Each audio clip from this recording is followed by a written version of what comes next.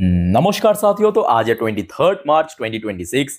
दोस्तों, आज बाजार की माहौल चाहे जैसा भी रहा भूल जाइए, क्योंकि आज मार्केट क्लोज होने के बाद एक ऐसा खबर आया है जिसके बाद पूरा का पूरा ग्लोबल मार्केट की सेंटिमेंट बदल गया।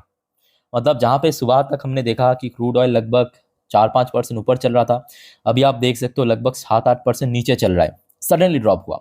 या हमारे गिफ्ट निफ्टी की फ्यूचर, वो भी आप देख सकते हो, अभी फिलहाल लगभग 775 पॉइंट ऊपर चल रहा है। ठीक है, तो भाई भाई आपको पता है ना वो न्यूज़ के बारे में? क्या बात करो, आपको अभी तक पता नहीं है? दोस्तों, मैं ऑलरेडी लास्ट वीडियो में दे चुका हूं आप लोगों को। अगर आपने नहीं देखा तो प्लीज फटाफट चेकआउट करके आइए, बहुत सारे जानकारी दिया। और प्लीज फटाक से चैनल को सब्सक्राइब करके रख दीजिए, क्योंकि आगे भी बहुत सारे जानकारी आपको देने वाला हूं जो कि बाजार के लिए बहुत वाइटल है। ओके, तो मिस मत करना ये अपडेट। तो फिलहाल आप समझ पा रहे हो कि माहौल काफी बढ़िया हो चुका है। अब मेरे बात को ध्यान से सुनिएगा दोस्तों। कल अगर मार्केट रिकवर करते हैं, अगर मार्केट रिकवर करते हैं, सिर्फ एक ही कंडीशन पे, मैं बार बार कह रहा हूं, क्योंकि आज की डेट में एक तो ठीक है, अभी जो खबर आया उसके कारण मोस्टली चांस है कि आज रात में यूएस मार्केट पॉजिटिव में क्लोजिंग देगा। अगर ऐसा हुआ तो गिफ्ट निफ्टी भी बढ़ सकता है, और कल सुबह तक अगर माहौल ऐसा ही रहा तो कहीं ना कहीं मार्केट रिकवर कर सकते। तो ये जो एक कंडीशन के कारण मैं आपको कह रहा हूं कि मार्केट अगर रिकवर कर गया, ठीक है, अगर कर गया, तो यहाँ पे जिन 17 कंपनी की शेयर्स को लेकर हम चर्चाएं करने जा रहे हैं, एक्चुअली जब गिरावट हो रहा था इन सब कंपनी में सबसे ज्यादा गिरावट हुआ था। और ये दोस्तों बाजार के लिए बहुत ज्यादा वाइटल कंपनी है, अब क्योंकि वजह भी सेम है और रिकवरी भी सेम है। तो ये 17 शेयर में कल अगर मार्केट रिकवर किया, बम्पर गेन होगा, बम्पर गेन। अब आइए एक एक करके आपको मैं समझाता हूं। दोस्तों, सबसे पहली बात आपको मैं फिर से थोड़ा सा याद दिलाने की कोशिश करूंगा। इसके पहले भी आपको मैं काफी बार कहा था कि देखिए, मार्केट में गिरावट बैक टू बैक क्यों हो रहा है? क्या सिर्फ और सिर्फ वॉर की वजह से हो रहा है? तो ये मैं कहूंगा 100% सच नहीं है। 100% सच इसलिए नहीं है क्योंकि वॉर तो आपके पिछले 4 साल से चल रहा है, यूक्रेन रशिया के बीच या इसराइल और हमास के बीच। तो मार्केट क्या उस वजह से क्राइसिस हुआ, गिरावट? तो मेन कारण है कि वॉर की वजह से जो एनर्जी क्राइसिस क्रिएट हुआ ग्लोबल मार्केट में या ग्लोबली, उस वजह से एफआईएस या एफपीआईएस की लगातार इंडियन मार्केट में सेल ऑफ चल रहा है। मतलब एफआईएस बेच रहा है, फॉरेन निवेशक बेच रहा है, बेच बेच के निकल रहा है, और उस वजह से मार्केट में गिरावट हो रहा है, सेल ऑफ हो रहा है। ठीक है, यहाँ पे आप डेटा देख ही सकते हो कि अभी मार्च का महीना खत्म भी नहीं हुआ, 88,180 करोड़ बेच के निकल गया। और हम प्रिटी श्योर कि 90% कंफर्म कि आज भी, मतलब सोमवार के दिन भी, अभी तक ये रिपोर्ट आया नहीं है, आते ही मैं आपको रात में अपडेट दे दूंगा, आज भी बेचने का 90% चांस है। ठीक है, सबसे पहली बात दोस्तों, अगर वॉर से रिलेटेड कुछ भी इंप्रूवमेंट होता है, जैसे कि ऑलरेडी हो भी चुका है, इस बारे में ऑलरेडी आपको पिछले वीडियो में दे चुका हूं, जिस वजह से आप देख सकते हो क्रूड ऑयल की प्राइस गिरा, आपके जो गिफ्ट निफ्टी की फ्यूचर है वो भी रिकवर कर रहा है। तो कल मेनली एफआईएस की एंट्री भी हो सकता है। मेरे पॉइंट को आप पकड़ने की कोशिश करना, समझने की कोशिश करना कि कौन सी पॉइंट को मैं यहाँ पे हिट करने की कोशिश कर रहा हूं। ठीक है, वॉर से रिलेटेड अगर कुछ इंप्रूवमेंट हुआ तो कहां पे हिट होगा? एफपीआई और एफआईएस जहां पे लगातार बेच रहा था, वहां पे क्या होगा? बाइंग होगा। तो समझ आ चुका। अब चलिए, सबसे ज्यादा जो वेटेज है कौन से शेयर में दोस्तों, वह एचडीएफसी बैंक।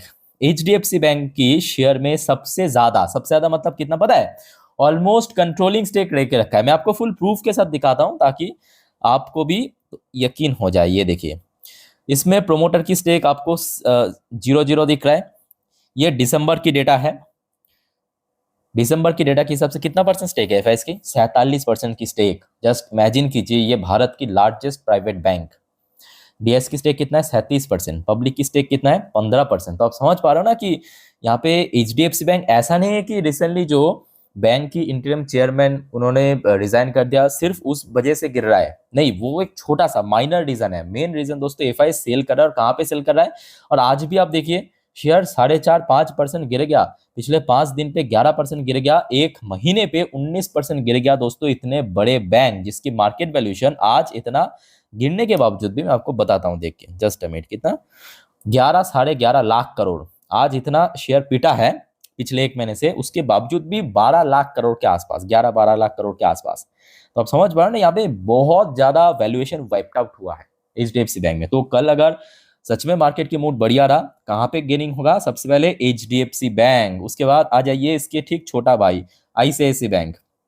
ये भी बड़े बैंक है, भारत की सेकेंड लार्जेस्ट प्राइवेट बैंक है।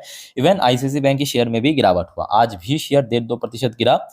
और 5 दिन पे देख लीजिए 4% गिरा। एक महीने की बात करें 12.5-13% गिर चुका है। तो HDFC बैंक की तरह इसमें भी एफएस की होल्डिंग बहुत ज़्यादा है। मतलब कितना ज़्यादा है पहले आप खुद ही देख लेना।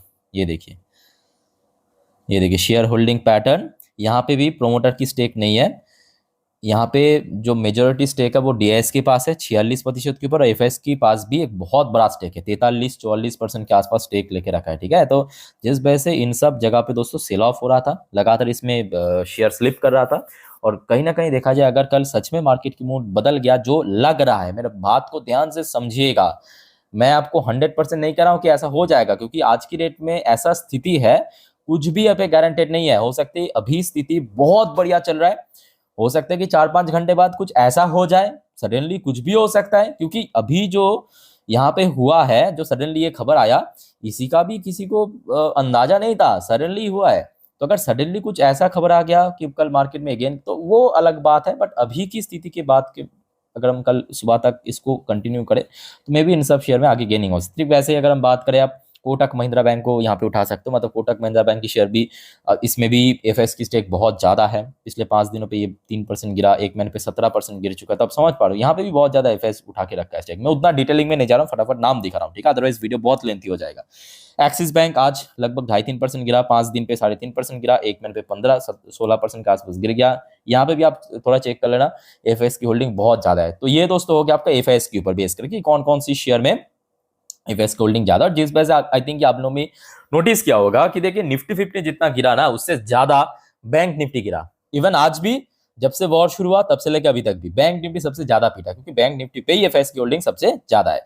अच्छा, उसके बाद आ जाइए दोस्तों, देखिए जो सारा खेल चल रहा है, energy crisis, oil crisis, gas crisis, है ना। अब जैसे ही देखिए ये खबर आया है, ऑयल प्राइस गिर गया।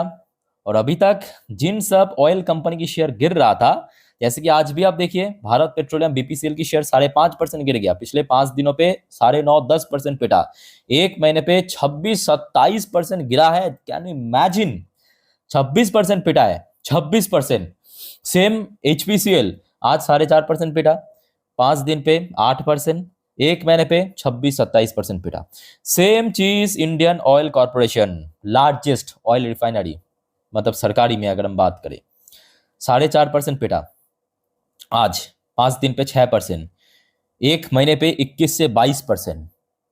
ओके, तो ऑयल सेक्टर, मतलब oil price, crude oil price में अगर गिरावट होगा कल, कहीं ना कहीं देखा जाए ये ऑयल रिफाइनरी कंपनी की जो शेयर्स है वो भी रिकवर कर जाएगा। उसके साथ साथ जो गैस क्राइसिस चल रहा है भारत में, इसको भी आप इग्नोर नहीं कर सकते। ठीक है, ये LPG gas, LPG, CNG, LNG, जिस वजह से ये जो सारे गैस डिस्ट्रीब्यूटर कंपनी है, जैसे कि महानगर गैस लिमिटेड, जिसको हम एमजीएल के रूप में जानते हैं, आज 6% गिरा, 5 दिन पे 10.5% गिरा, एक महीने पे 22% की अधिक गिरा है। ठीक है, ये सब रिकवर करेगा। या इंद्रप्रस्थ गैस लिमिटेड आज 5.5% गिरा, पिछले 5 दिनों पे 5.5% गिरा, एक महीने पे ये भी 13% गिरा, यहाँ पे भी रिकवर होगा। आपको आई थिंक समझ आ रहा है कि मैं क्या यहाँ पे आपको बताने की कोशिश कर रहा हूँ कि कल अगर मार्केट रिकवर कर गया सच में, जिस न्यूज़ के कारण, ऑलरेडी आपको मैं पिछले वीडियो में दे चुका हूँ, ठीक है, वो न्यूज़, तो ये सब शेयर में सबसे ज्यादा रिकवरी हो। देखिए जब मार्केट रिकवर करेगा तो ऑटोमेटिकली पूरे मार्केट की सेंटिमेंट अच्छा रहेगा, इसमें कोई संदेह नहीं है। बट ये जो पर्टिकुलर क्षेत्र है इसमें सबसे ज्यादा रिकवरी होगा, क्योंकि यहाँ पे गिरावट भी एक्चुअली बहुत ज्यादा हो गया था वॉर के कारण। ठीक है, अच्छा फिर आ जाइए आपके मेटल सेक्टर। भाई साहब, अब मेटल सेक्टर को इग्नोर नहीं कर सकते, क्योंकि जैसे जैसे ऑयल प्राइस में तेजी हो रहा था, आपने देखा होगा कि कमोडिटी मार्केट में खास करके गोल्ड, सिल्वर, कॉपर, एल्युमिनियम सब पिट रहा था। इवन आज सुबह भी आप देखिए गोल्ड की फ्यूचर, सिल्वर की फ्यूचर सब 4%, 8% के नीचे गिर रहा था। ईटीएफ गिरा गोल्ड सिल्वर की। और यहाँ पे आप देखिए मेटल सेक्टर की हाल भी बहुत खस्ता हो चुका है। वेदांता 4% गिर गया, 5 दिन पे 5% गिरा, एक महीने पे भी काफी नीचे आ चुका है। मतलब यहाँ पे अगर हम टॉप से लेके बॉटम तक कैलकुलेट करें, 12.5-13%, ध्यान से नोट करना, 12.5 से 13% नीचे आ चुका है, जबकि उसके पहले लाइफ टाइम हाई पे चल रहा था। सेम यहाँ पे भी रिकवर हो सकता है। हिंदुस्तान जिंक, उसके बाद आ जाइए 5%, 5.5% आज गिरा, क्योंकि सिल्वर क्रैश कर गया सुबह सुबह 8%, इसके बाद अभी रिकवर कर गया। जैसे ये खबर आया ना, सिल्वर भी रिकवर कर गया, डोंट वरी। 5 दिन पे हिंदुस्तान जिंक 9% गिर गया, एक महीने पे 17-18% गिरा। अगर हम टॉप से लेके बॉटम तक कैलकुलेट करें तो लगभग 21-22% गिरा है। तो कहां पे रिकवर होगा? मेटल सेक्टर भी जबरदस्त रिकवर करेगा।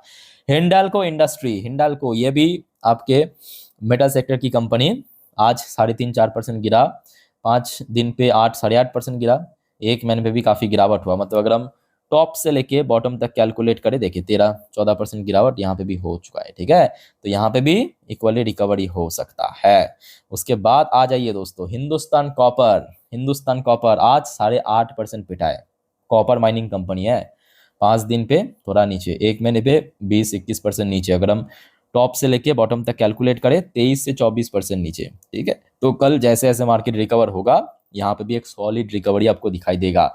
उसके बाद आ जाइए, ये वॉर के कारण पर्सनली सबसे ज्यादा इंपैक्ट पड़ रहा है, पर्सनली वह लार्सन एंड टुब्रो। इतना शानदार कंपनी, जिसको आप कह सकते हो कि market leader, blue chip share, all rounder company दोस्तों, लार्सन एंड टुब्रो। प्रॉब्लम क्या है इन भाई साहब की, दिक्कत क्या पता है, इन भाई साहब की एक बहुत बड़ा रेवेन्यू आते हैं मिडिल ईस्ट से, उसी वजह से गिर रहा है कि वहां पे अभी सब कुछ ठप पड़ा है। आज देखिए शेयर 2.5-3% गिरा, 5 दिन पे 3-3.5% गिरा, एक महीने पे शेयर 24%। जस्ट मतलब कैन यू इमेजिन कि लार्सन एंड टुब्रो की शेयर एक महीने पे 24-25% क्रैश किया। तो मे बी अगर वॉर में कुछ इंप्रूवमेंट होता है, जो लग रहा है अभी फिलहाल बहुत अच्छा है, सो यहाँ पे भी दोस्तों जबरदस्त रिकवर होगा। उसके बाद अदानी पोर्ट, इसराइल की जो हाइफा पोर्ट, वहां पे ऑपरेट करता है ये भाई साहब अदानी पोर्ट, आज 4.5% गिरा। पिछले 5 दिनों पे गिरावट, एक महीने पे 15-16% गिर चुका है। तो इसका भी पर्सनल इशू है, ठीक है, इसमें भी रिकवर होगा। उसके साथ साथ दोस्तों, ये मतलब वीडियो रिकॉर्ड करने से पहले एक्चुअली मैं इस सेक्टर को ऐड करना भूल गया था, बाद में ये वीडियो रिकॉर्ड करते करते याद आया, वह ऑटो सेक्टर। ऑटो सेक्टर भी तो आपके वॉर की वजह से गिर रहा था, ऑयल प्राइस बढ़ने के कारण गिर रहा था, क्राइसिस की वजह से गिर रहा था। सो ऑटो सेक्टर की जितने भी प्राइम कंपनी है, जैसे कि आप टाटा, जैसे कि आपके टाटा, महिंद्रा, बजाज, अशोक लेलैंड, मारुति सुजुकी, आइशर मोटर, ये सब शेयर को दोस्तों नजर रखना कल, ठीक है। ऑटो सेक्टर भी रिकवर कर सकता है। बाकी देखा जाए, देखिए अभी तक मैं कहूँगा माहौल अच्छा चल रहा है। सो आशा रखता हूँ कि अगर कल सुबह तक ऐसा ही कंटिन्यू हुआ तो एक अच्छा ओपनिंग होगा। अदरवाइज अगर इस बीच में कुछ और खबर आ गया तो डोंट, देखिए उस वो किसी को पता नहीं है, किसी के हाथ में नहीं कि कब क्या होगा, है ना। मैं आपको इन्फॉर्मेशन दे दूंगा, बस आप देख लेना जरूर। बट फिलहाल आप देख सकते हो, एग्जैक्टली रियल टाइम डेटा आपको मैं दिखा रहा हूँ, सब कुछ बढ़िया चल रहा है। दोस्तों याद रखना, आज रात की जो 10:30 के वीडियो आएगा इस चैनल पे, मिस मत करना। यूएस मार्केट की जानकारी के साथ साथ कल मार्केट की प्रेडिक्शन सब कुछ दे दूंगा, बस आप चैनल को सब्सक्राइब करके रखिए, ठीक है। और इन सब शेयर के ऊपर कल नजर रखना। बाकी इस वीडियो को वाइंड अप करता हूँ, मिलता है नेक्स्ट वीडियो में। वीडियो अच्छा लगे तो लाइक कीजिए, शेयर कीजिए अपने दोस्त के साथ, फैमिली के साथ ऐसे जानकारी। तो टेक केयर, बाय बाय, जय हिंद।